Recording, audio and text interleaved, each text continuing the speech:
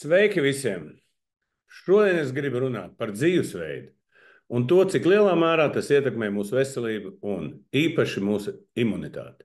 Dzīvesveids ir vairāk nekā tikai izvēles. Tas ir mūsu ieradumu un ikdienas darbību kopums, kas tieši ietekmē mūsu organismu spēju cīnīties pret slimībām. Stipra imūnsistēma sākās ar gudriem lēmumiem ikdienā. To, ko mēs ēdam, kā kustamies, cik labi guļam un kā pārvaldam stresu, ir svarīgākie faktori.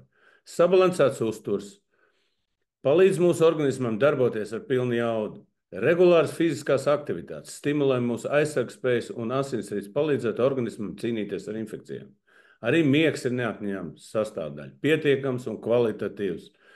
Ir kā dabisks restartēšanas mehānisms mūsu ķermenim. Bet dzīvesveids ietver arī mūsu emocionālo veselību. Stress ir viens no lielākajām problēmām, kas var vājināt imūnsistēmu. Tāpēc ir svarīgi ne tikai būt fiziski aktīviem, bet arī rūpēties par savu garīgo labsajūtu.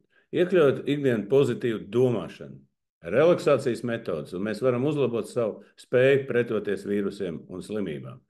Šī kampaņa ir izveidota, lai parādītu, cik būtisks ir dzīvesveids mūsu imunitātes stiprināšanai.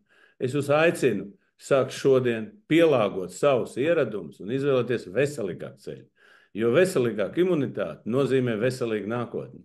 Atcerieties, bez stipras imunitātes nav nākotnes. Stiprināsim savu veselību jau šodien. Čau!